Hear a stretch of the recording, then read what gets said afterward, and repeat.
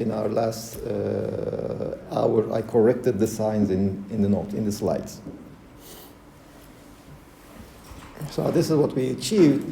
And to obtain this, basically, we started with a simple harmonic chain, and then we took the continuum limit. The quantization was kind of the same as we did in quantum mechanics. You see, in quantum mechanics, you obtain the momentum, the coordinates, and then you say that PQ, the commutator, is minus I. Well, we basically do the same thing here. We know the Lagrangian. The corresponding momentum is derivative of the Lagrangian with respect to the time derivative of the field. 0 I will use to denote the time derivative. And this is, once we obtain this, we impose that phi at the point y at the time t, let's say. Commutator with phi at the point x at the time t. At the same time, these are so-called equal time commutation relations. This should be given by minus I, the Dirac delta, y minus x. Now, why the Dirac delta? Well, basically, what the Kronecker delta becomes when you take the continuum limit. Of course, you can play with the normalizations. You can introduce some 2 pi factors here, 2 pi factors some other places. But the basic idea is essentially the same. So what this gave us, okay, on one hand, we have this commutation relationship. Then we said that let's assume that phi of xt, let's write the Fourier transform.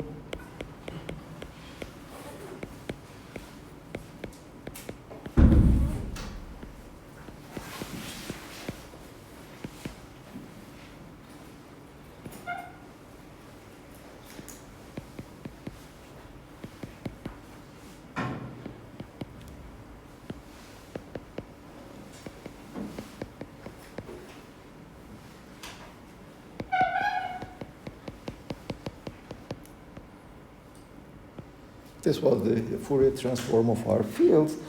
Basically, these, when you say that when you impose the quantization condition, you are saying that this phi and pi are operators, not just ordinary functions. Well, basically, you are saying the same thing for these momentum states. And then when you Fourier transform, you basically obtain that the commutation relations that these phi's should satisfy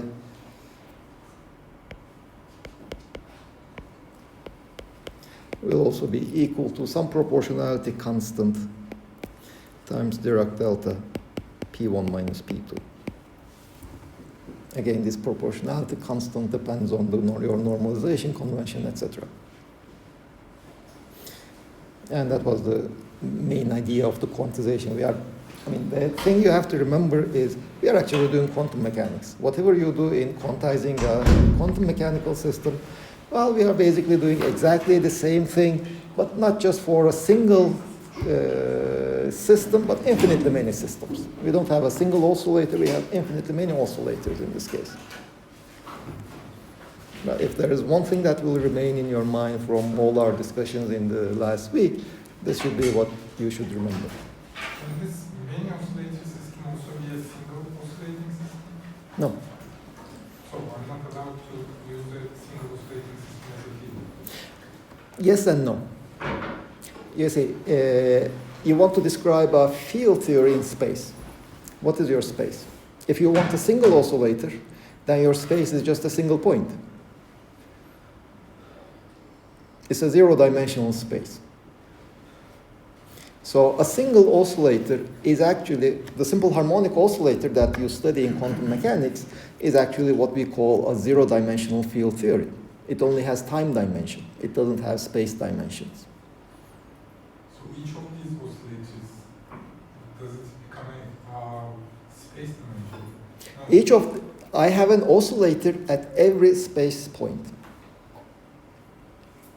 So how many space points do you have? If you say I have only one space point, that's just a single oscillator. That is the zero-dimensional field theory. If you have that, if you say that your space points are all on a line, that if you have a one-dimensional space, then at every point in this one-dimensional space you have an oscillator. So what does A stand for? Which A? It is 0. You say we took that limit, we took the limit a goes to 0 to obtain this continuum limit. Well, if space-time turns out to be discrete, there are some people who hypothesize that space-time might be discrete. Well, in that case, A is just the size of the discreteness. Or if you do, I don't know, solid-state physics, condensed matter physics, there you naturally have a crystal structure. So that in that case, that you don't take the continuum limit in that case. In that case, A is the lattice spacing. But here, at least, in order to write these, we are taking the continuum limit. We will be working with the continuum limit. Okay, so let us first generalize this to 3 dimensions. Well, if you want to start from the harmonic oscillators, the procedure is kind of obvious. Rather than taking all the oscillators on a line, you get a 2-dimensional lattice or a 3-dimensional lattice at every space-time point. You assume an oscillator, you take the continuum limit, etc. But there's a kind of an easier way. I won't do that. I won't do this continuum limit thing. That is where we can use rotational symmetry.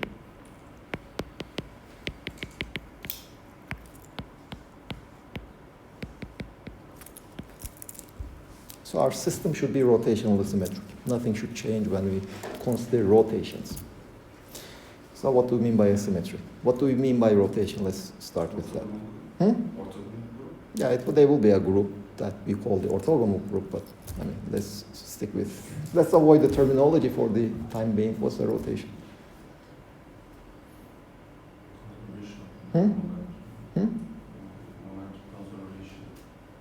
You see, I'm asking something over here. You are telling me things over there. What's the rotation? Come on. It's a simple question, really. I'm not asking for a complicated answer. Formation that keeps the length but changes the direction of something. Yeah, I mean, it's just this one. I mean, you can also show that. You take this one, rotate it. That is the rotation. Okay, so how do you parameterize rotations? By an angle or two. You mean, what do you mean by an angle or two? Well, if it's a rotation in a plane, then you only need an angle. If it's a rotation in 3D, you need a normal vector and an angle. So you are saying that you are rotating around an axis by an angle. Is that what you are saying? Right. Yes and no. You see, rotations are always on a plane. You rotate in a plane. Well, that plane can be the whole XY plane, YZ plane, but it can be any plane. This is important because when we generalize this to higher dimensions, like 4 dimensions, it gets confusing. In 3 dimensions, it's simple because if you have a plane, you have one orthogonal axis. So a plane is determined by an axis. So only in 3 dimensions we can say that, okay, rotations are around an axis. In higher dimensions, you cannot say that. In higher dimensions, you have to stick with the description that rotations are always on a plane. So let's take any plane xy. If you rotate this, what you will get will be, let's say, x cosine theta, y sine theta, minus x sine theta, plus y cosine theta. For example, this is a rotation. Just rotate the out x and y. You can also write this as cosine theta, sine theta, minus sine theta, x and y. Now, what does it mean to be symmetrical under rotations? Well, let's say that we have x squared plus y squared. Let me write this in this form. xy, the horizontal matrix, times the vertical matrix. This shouldn't change, for example. This I can also write as, let's say, xy. Take the transpose of this matrix. Well, the transpose will just change the signs. It will be cosine theta, minus sine theta, sine theta,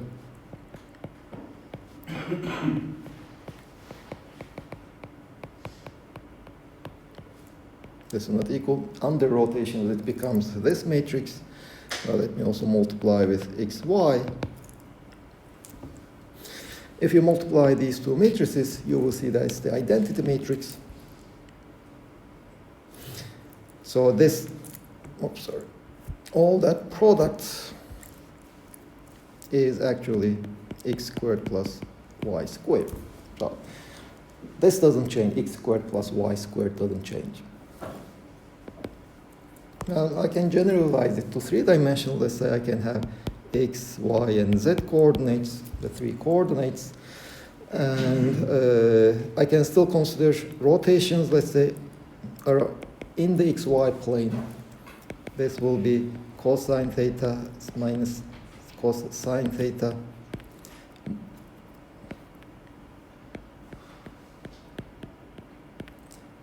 sine, no, this is minus, this is plus cosine theta 0, 0, 0, 0, 1. So if only the rows and columns that correspond to the x and y axis are non-zero, you can consider rotations around the yz plane. Then the column correspond to the x-axis, the columns and rows, it will be identity, while the rest will be the same matrix.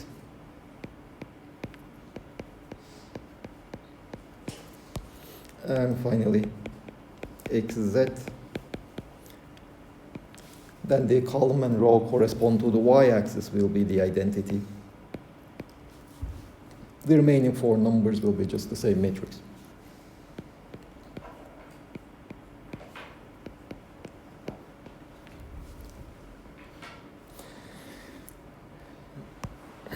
So, let's say, And from the cosine.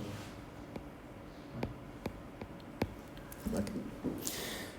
So your theory, you see, we have already constructed one object that doesn't change under rotations. Well, I can construct other objects. Let's say if I have any vector v, I can write it as vx, vy, vz. Let's say another vector omega. It will be omega x, omega y, omega z. And v dot omega, I can write this as v transpose omega if I use the three component, this notation. Let me just say.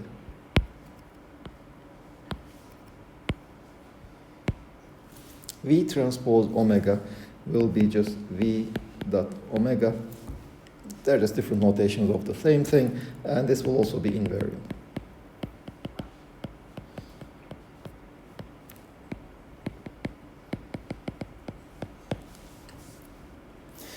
Now, if you take any column vector, take the, let's say, ith element of that column vector. Well, this is nothing but the ith element of the row vector. So for column vectors, the transpose doesn't really make any difference.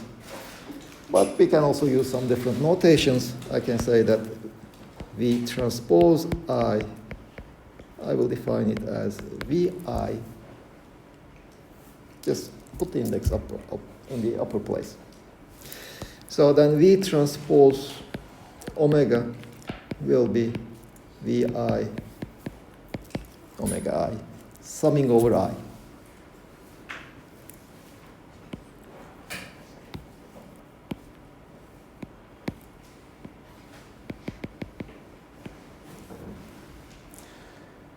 And under a general rotation, Vi will become Rij Vj. Again, here there's a summation over j. This is nothing but matrix multiplication, if you like. I mean, for us, writing these indices, upper indices and lower indices, will not make any difference. In the Euclidean three-dimensional space, it doesn't make any difference at all. If you work with gravity, things get confusing.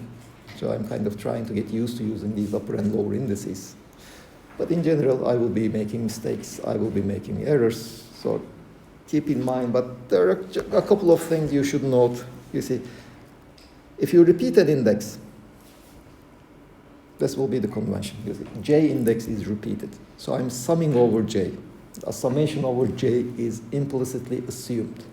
I wrote it explicitly here. I will not write it explicitly anywhere else. If you have a double index, it will be summed over all its possible values. So if you have expressions of this form,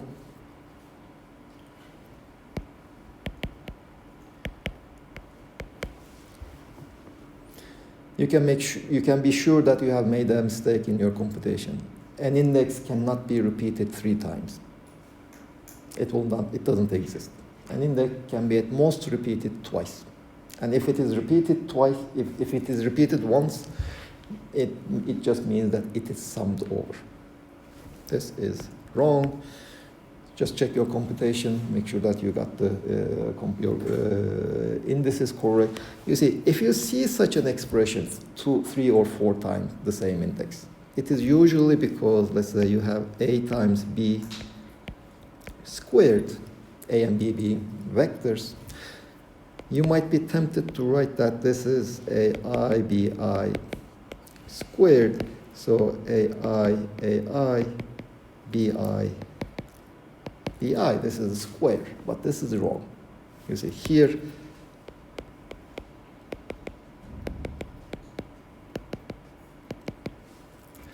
you see, here, in this first term, you have one summation. In the second factor, you have a different summation. So this I over here doesn't have to be the same as that I over there. So the usual mistake when you get an index repeated more than twice is just getting confused about your dummy indices. This I over here is a dummy index. You can just give it a different name. So the wise thing would be just to label this with a, instead of using the same symbol, just use a different symbol, J. So the correct way of expressing this AB squared will be AI, AJ, BI, BJ. Now, if you go back to this rotation property, what this basically tells me is what all this discussion tells me is that you cannot really work with have just a single component of a vector. Because if you rotate it, you'll get all the other components. You have to have all your components if you want to have some quantity that doesn't change under your symmetry, under your rotation. So another vector that we know is the gradient operator. So this is when acting on a scalar function creates a vector.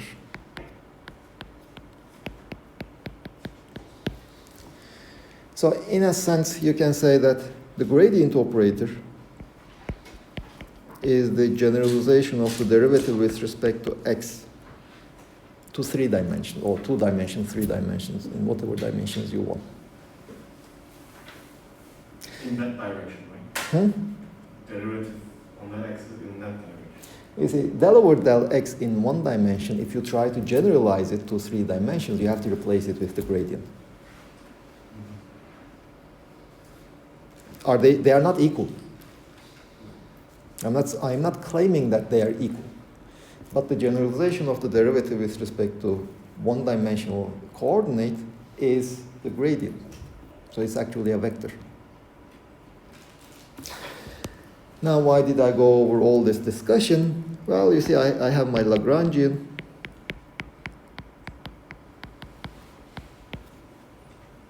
Here I had del phi by del x squared. Now I have to replace it with gradient of phi squared.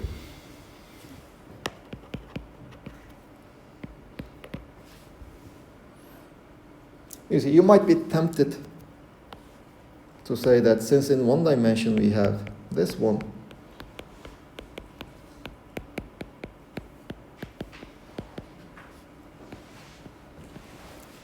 you might be tempted to just leave it like that also in 3 dimensions, or add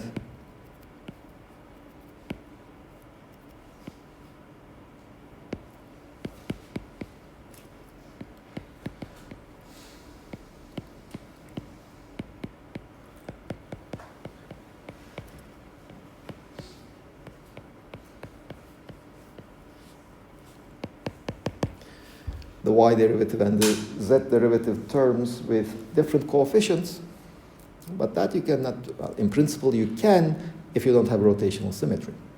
Yes, if you don't have a rotational symmetry, this is your Lagrangian in 3 dimensions. But if you are looking for the fundamental laws of nature of space-time, we do have rotational symmetry there. And rotational symmetry forces me to have all these coefficients to be 1.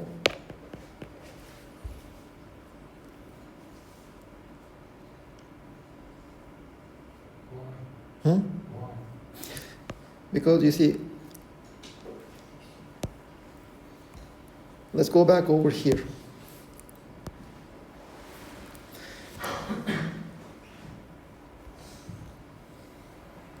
Let's start with this one. What does it tell me? It tells me that the scalar product of 2 vectors is rotationally invariant. So if I want to find objects that are rotationally invariant, I have to consider scalar products of various vectors. So here I have a vector, and if I multiply it with another vector, this is rotationally invariant that I'm sure of. So I already have a rotationally invariant object that reduces to this one in the 1-dimensional case. Now, if you want to be more concrete, just you can start with this one, with arbitrary ky and kz. Consider how it changes under rotations. And you will see that unless ky and kz, they are both 1, it's not rotationally invariant. I don't get why do I even consider the gradient as a rotation? I'm not considering gradient as a rotation. I'm just saying that the gradient, the square of the gradient doesn't change under rotation. That's what I know. Furthermore, I know that at least in the 1-dimensional case, this is my Lagrangian. If it's Lorentz invariant. If it's Lorentz invariant. No, you see, I obtained this. I haven't talked anything about Lorentz invariance. I said I started with this 1-dimensional chain of atoms. In fact, consider their oscillations, and this is the Lagrangian I obtained. I didn't use any symmetry whatsoever. Then I said, okay, let me try to generalize this one to not 1 dimension, to 3 dimensions. Now, in the discrete case, you see, where did these derivative terms come from? Well, basically, they came from 1 over 2k xi minus xi minus 1 squared. If I have this 3-dimensional lattice, I would have 1 over 2 k prime yi minus yi minus 1 squared plus 1 over 2 k double prime zi minus zi minus 1 squared. And this k prime, k double prime, unless I impose other conditions, they will be arbitrary. And in fact, if you start from this one and just take the limit of continuous space in x, y, and z directions, this is what you would get. This is my theory. I don't have any other input. But I already know about some properties of nature that I will use. The nature I observe has rotational symmetry.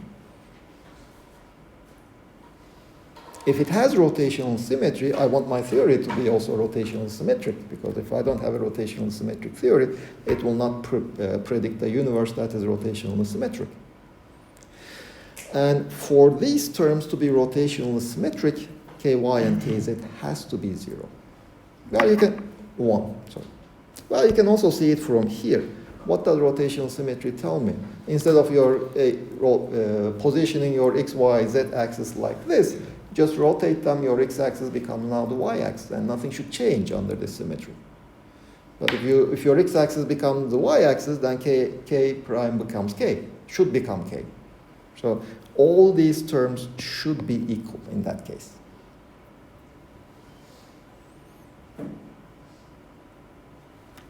By the way, if I generalize this theory to 3 dimensions, I won't get this theory. Oops.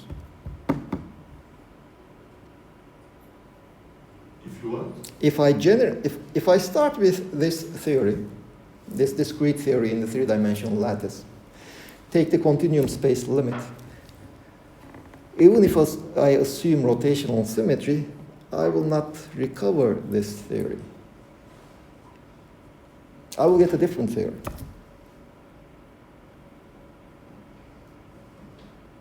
Why? I mean, because you're starting with a non-rotational symmetric. No, if I can just set k prime, k double prime, I can just set all of them to be equal. I still will not recover the same theory.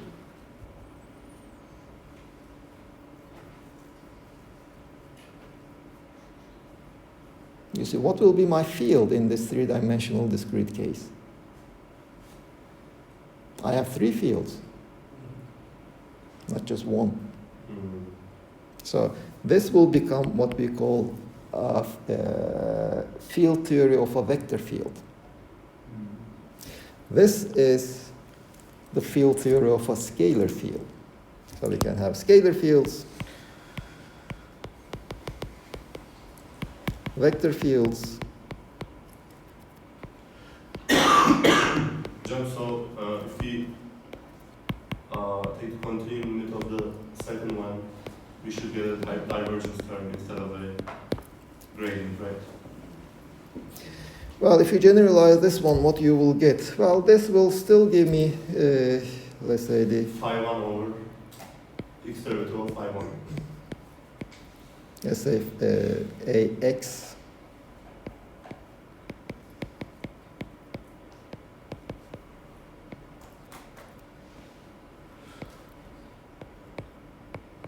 Mm. this is what I would get. I see. And it will still be a rotational invariant theory. Let me just, it's just a side note. Let me stick with this one.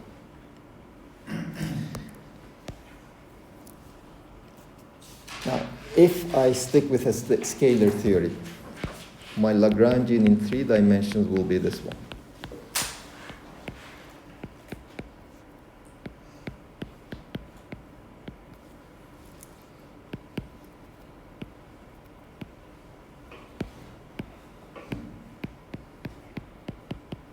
And let me also include that one. V is all the other terms. It will contain the mass, it can contain the interactions, etc. I'm just using rotation symmetry, nothing else at the moment.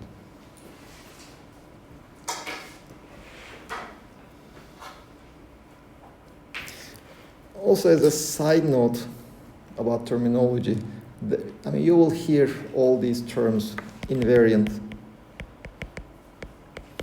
and covariant.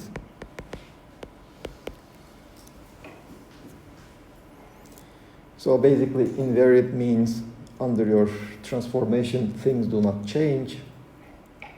Covariant means under a symmetry transformation, it does change following certain rules. Like, for example, if I have two vectors being equal, it can be the force is equal to mass times acceleration, both are vectors. In terms of components, AI should be equal to BI. Now, if I consider a rotation, AI will change. So will BI. The components will change. But both sides of the equation will change in the same manner. So the equation will still hold. So that's what we mean a covariant equation. So we want our equations to be invariant or covariant. Either they shouldn't change, or both sides should change in the same way. Those are the kinds of equations we are looking for. So only scalar equations can be invariant? No. Oh, invariant, we can, sometimes you will also hear that if something is invariant, we will call that a scalar. Lagrangian should be scalar, for example. Lagrangian should not change under rotations. So is Hamiltonian. Hamiltonian should be a scalar under rotations. But Hamiltonian is not a Lorentz invariant.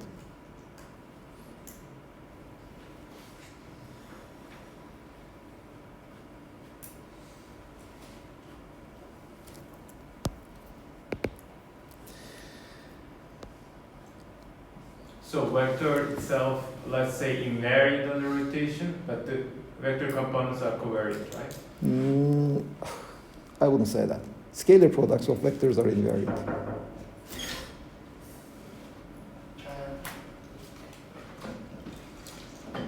You see, there are various ways of looking at these symmetry transformations. So one is called the active transformation, one is the passive transformation. So you can say that the active one is usually defined as you are actually rotating the system. So if you have a vector under a symmetry transformation, you are actually rotating the vector. So the vector is not invariant. It changes. But your physics shouldn't change. Your equations involving your vector should be covariant. So if one component satisfies an equation before rotating them, after rotating them, the component, although it will have a different value, it should still satisfy the same equation. Now the passive form is when you rotate the axis. You say that I'm rotating my axis. I will write my equations in the new axis. I'm not changing the vector. I will write everything in the new axis and equation should look the same. Well, in this picture, the vector doesn't change under a rotation of the axis. Axis is something else. But the components of the vector still changes in the same way. So yours will, what you said is mainly the passive interpretation of these symmetry transformations.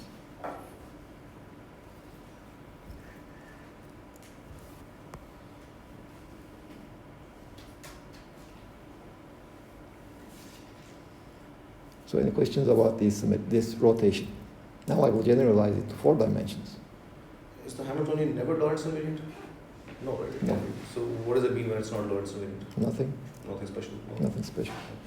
It shouldn't be, and you will see later on, it shouldn't be Lorentz invariant. Okay. Because it's the 0 component of a 4 vector.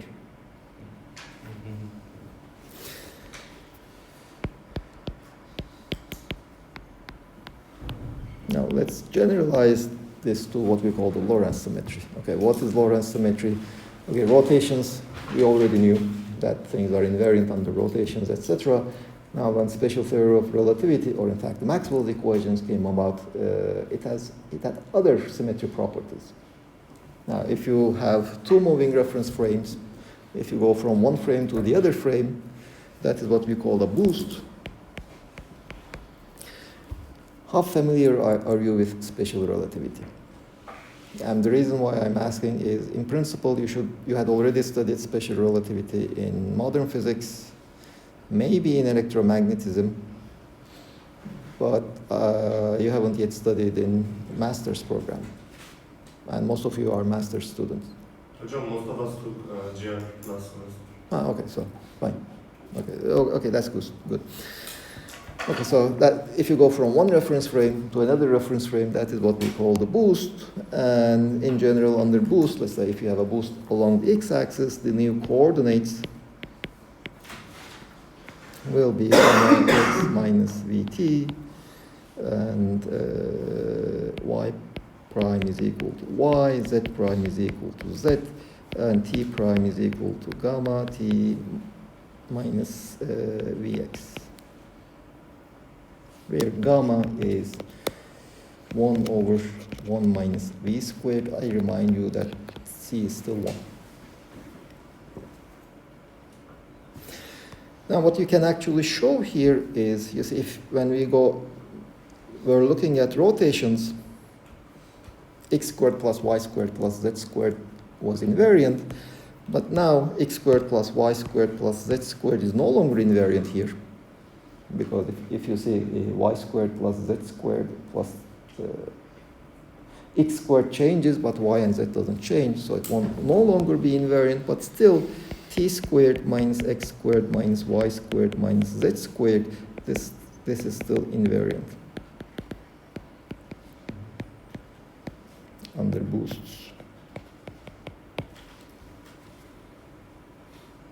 It's already invariant under rotations because x squared minus t squared minus x squared plus y squared plus z squared, that x squared plus y squared plus z squared is invariant under rotations, and under rotations t does not change. And since you have taken general relativity, probably you are among those weird people who just define the sign oppositely. Try and make my joke. Hmm? The correct sign is minus plus plus plus plus plus plus plus. Now, usually, you see, if you go back to rotations, I could just write them as a row matrix multiplied by the column matrix with identity here. But you see, you have all these minus signs, so I can no longer write it in that form. Well, I will still define my vectors as not just x, y, z, but now I will also include the t in this multiplet, let's say. So this is what we call a 4-vector, meaning that it's a vector in 4 dimensions. It has 4 components. Just the ordinary x, y, z, there are 3 vectors. These are 4 vectors. But now I will define the product, invariant product, in this way. 1, minus 1, minus 1, minus 1.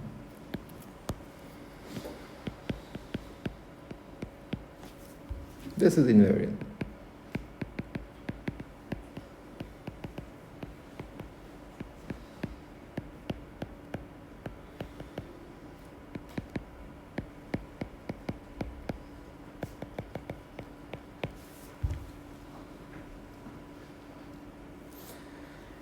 So this is usually called, this is the metric.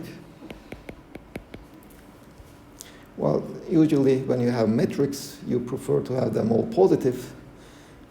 Is this called the Lorentz matrix? What's the special name where? Minkowski. Okay. These Minkowski matrix don't have a definite so-called signature. You see there are some plus signs, there are some minus signs.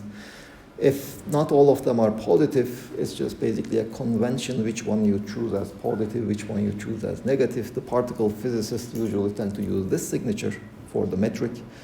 Those people working on GR usually prefer the other signature where the 0, 0 element is minus 1 and the other 3 are plus 1.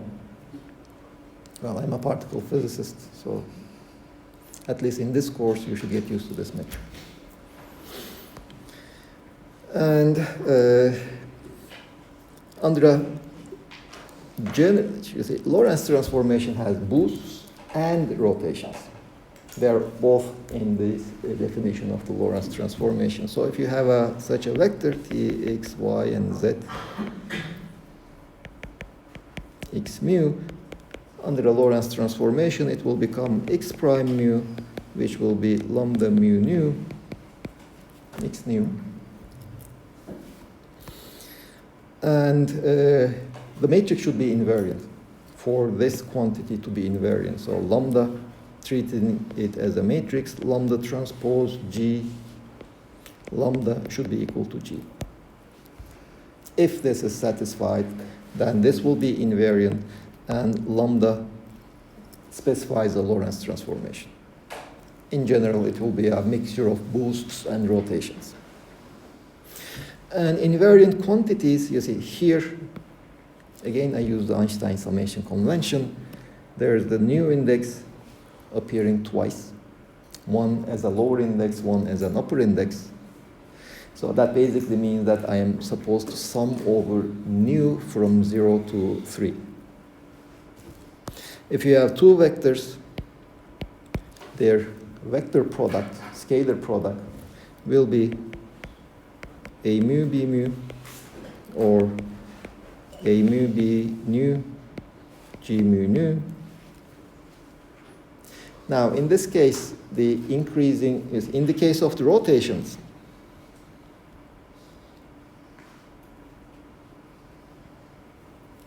Yes, in the case of rotations, the upper index and the lower index, they were basically the same. Well, they were the same thing, which you can also write as Vj, Kronecker delta Ji. In the three-dimensional flat space, this is your metric. They're all ones. Now here, I have in the four-dimensional Minkowski space, this matrix is not identity. This metric is no longer identity. So if I have, let's say, A mu is equal to A0, A. If I lower the index, this will be A0 minus A. So if you write AB, this will be A0, B0 minus A dot B, or A0, B0 plus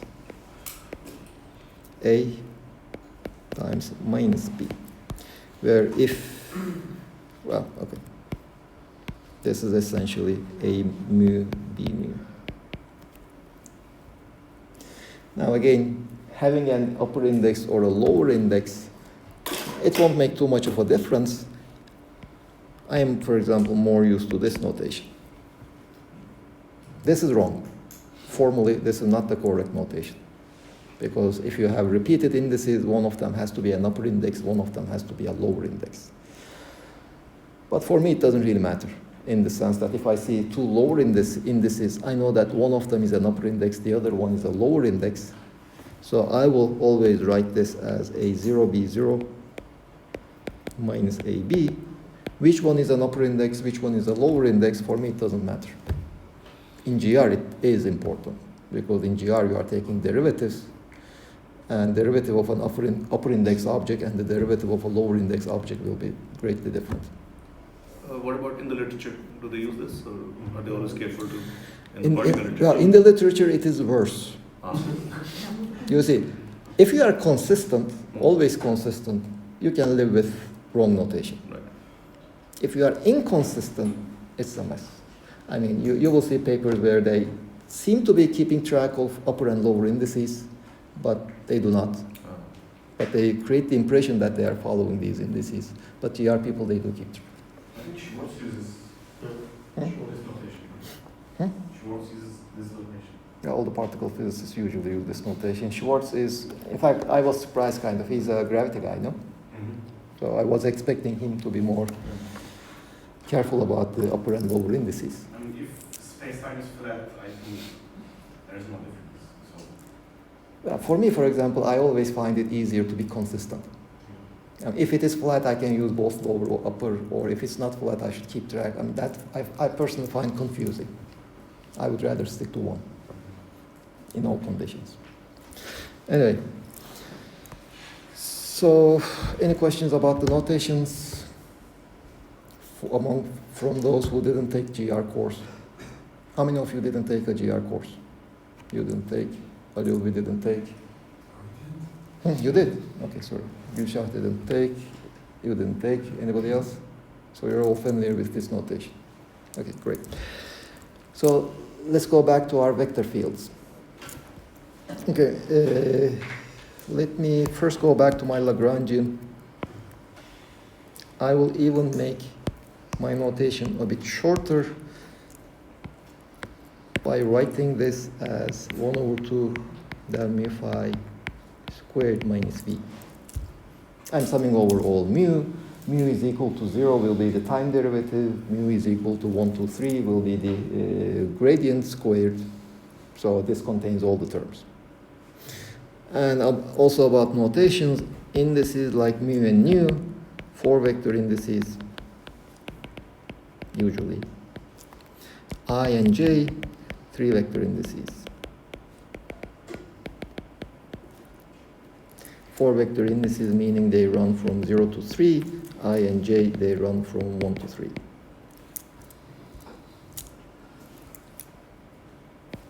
Again, I will not be writing the summation sign. Now, whenever you see this del mu phi squared, this is not equal to del 0 phi squared plus gradient phi squared. You see, the notation implies that the sign in between is plus, but that is the wrong notation. One of the indices should be upper, the other one should be lower. Whenever I write del mu phi squared, this will be del 0 phi squared minus the gradient of phi squared. And as long as I don't have any free Lorentz indices or 4 vector indices, the expression I have will be Lorentz invariant. And Lagrangian should be Lorentz invariant.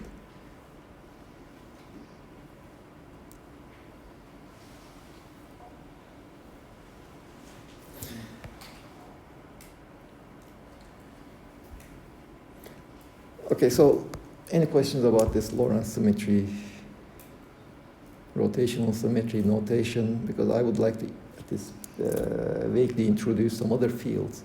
Like phi was a real field. Let me introduce two fields, not just one.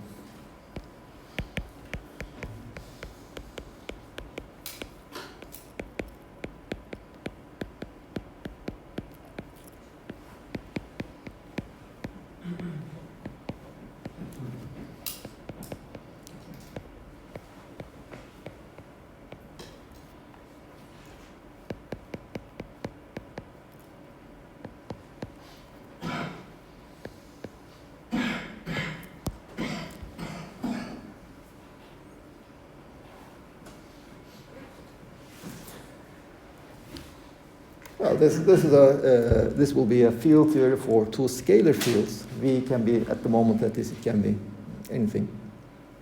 Let me first concentrate on these ones. Okay, it's rotationally invariant under rotations under real space. It's also Lorentz invariant, in fact. It's also invariant under Boost because there are no free Lorentz indices. And del mu operator creates a 4-vector, so del mu phi is a 4-vector under Lorentz transformation, so its squared will be a Lorentz scalar, Lorentz invariant. But let's imagine this hypothetical space of phi 1 and phi 2. If, let's say, I assume phi 1 is one direction in this hypothetical space and phi 2 is some other direction in this hypothetical space, well, it is just phi 1 squared plus phi 2 squared. So it's a two-dimensional space, and phi 1 squared plus phi 2 squared, they are real numbers. It just looks like scalar product in this hypothetical space. So in fact, if I take phi 1 and phi 2, change it to some rotated fields, this r theta is nothing but the rotation matrix I wrote before.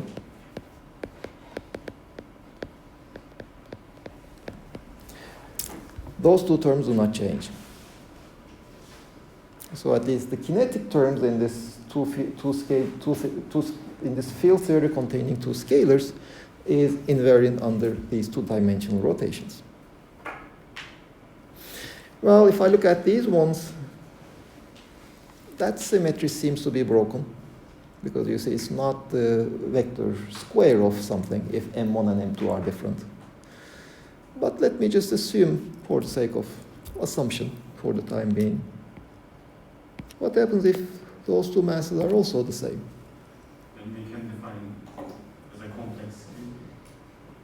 Just wait a minute. Yeah, you see, I can just factor 1 over 2m squared out. What I will have is phi 1 squared plus phi 2 squared, again just the vector squared in this hypothetical phi 1, phi 2 space. It's also invariant under this rotation. Phi 1 squared plus phi 2 squared doesn't change under this rotation. Now let me make one more assumption, that all the other terms are actually functions of phi 1 squared plus phi 2 squared. If this is satisfied, then V is also invariant. Whatever the functional form of V is, that term is also invariant under rotations. So now this theory has Lorentz symmetry, but it also has an additional symmetry on the rotations of these phi 1 and phi 2 fields. Let me write down the equations of motion for these fields. Now the Lagrange, Euler-Lagrange equations of motion will be del over del mu. Now let me write it this way, del mu. Derivative of my Lagrangian density with respect to del mu phi 1 plus del mu Sorry.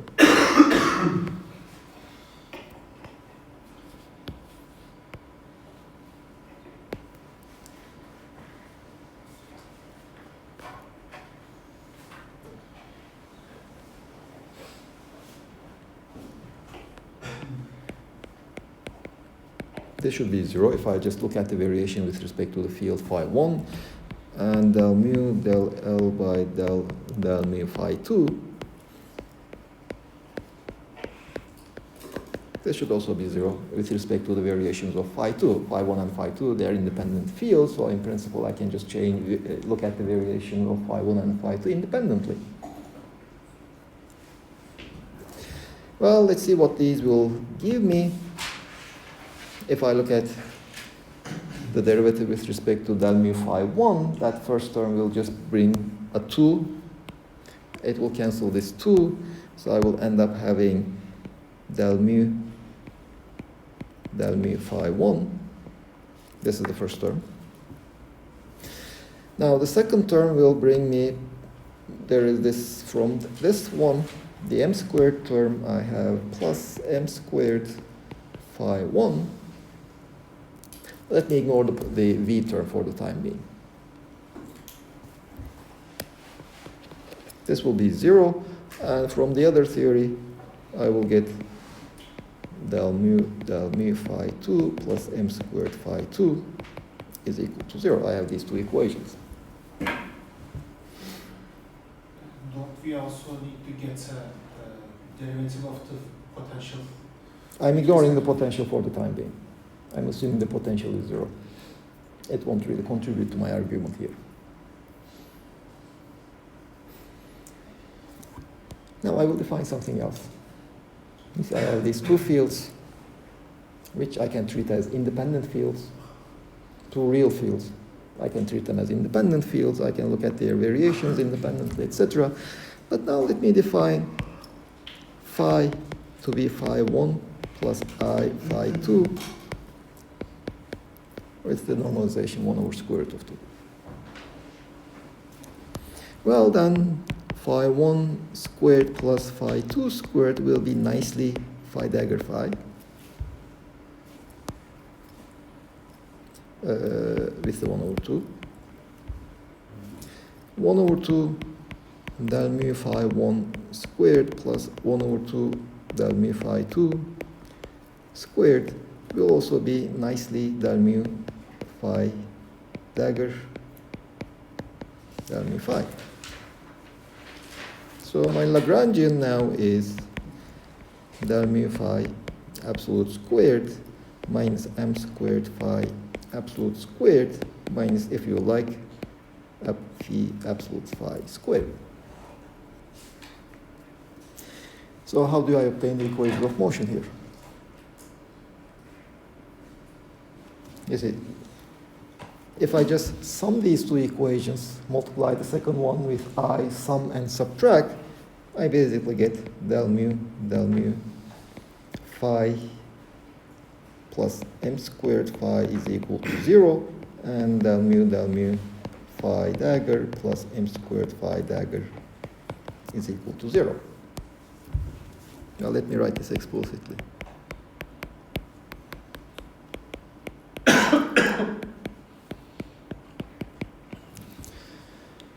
Euler-Lagrange equations I will have will be these ones.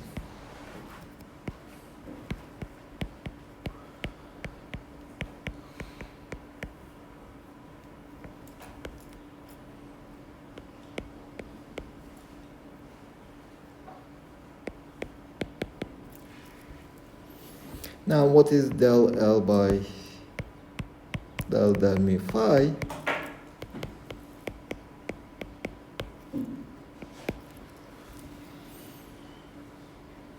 Now somebody should complain.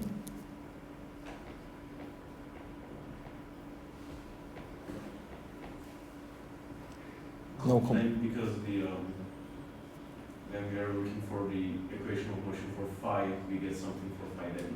No. Okay. What should be the complaint? Phi and phi dagger are not independent. But when I'm taking this derivative, I'm just treating this del mu phi dagger as independent.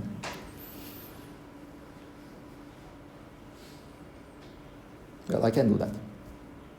There's no problem with that. When you have complex fields, you can treat the field itself and the complex conjugate as independent variables. Well, you see, the basic idea, if you want to look at basic idea, if you have, we were looking at phi 1 and phi 2 fields. And we are looking at the variations of phi 1 and phi 2 fields. There's no complex thing over there. I'm not allowed to do any complex conjugation there. Well, I can still define two quantities. I have two independent fields. When I consider their linear combination, it's basically a change of variables, but if I have two independent degrees of freedom, then after a change of variables, I should also have two independent degrees of freedom. Now, if instead of this I, let's say, I could have defined phi as phi 1 plus phi 2 and phi prime as phi 1 minus phi 2, and you wouldn't complain. You should use even if I use the I over there, in a sense, I'm not allowed to do complex conjugation to relate phi and phi star when I'm deriving the equations of motion. In that sense, phi and phi star are still my two independent degrees of freedom. I don't get why I don't get why they're independent, and I don't get why that follows from. I'm not saying that it follows from, I'm just saying that I should still have, even if I define these complex fields, I should have these 2 degrees of freedom. But there are 2 real degrees of freedom. Right. By a real variation, I cannot relate phi and phi star. That is why I can treat them as independent variables, because I'm looking at, in a sense, real variations of my fields. And the real variations do not allow me to take complex conjugation. And it's complex conjugation which allows me to relate these two things. Without complex conjugations, phi and phi star are independent of each other. Right.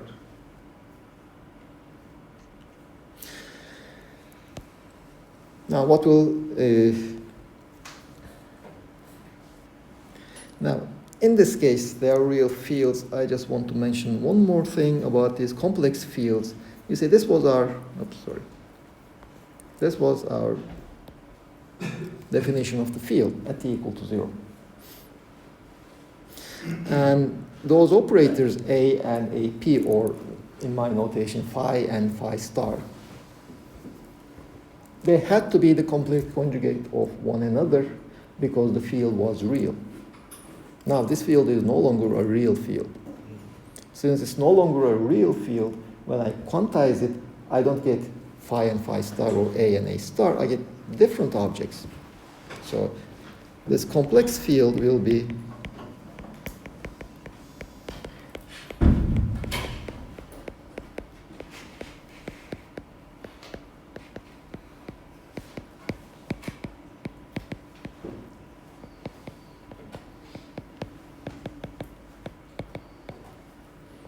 this is the quantized fields I will have. Because those two coefficients of the exponents, they need not be the conjugates of each other. Shall we take a break before we Oh, sorry. Okay, any questions? You said quantized, but we haven't checked on any commutation relation between AP and BP. Well, nice exercise for you. Okay. We won't be doing anything new. I mean, we will just repeat exactly the same steps that we did in the real field case. And, well, since he asked, the commutation relations will be AP dagger, AP prime dagger, will be, depending on your normalization, okay, with these ones,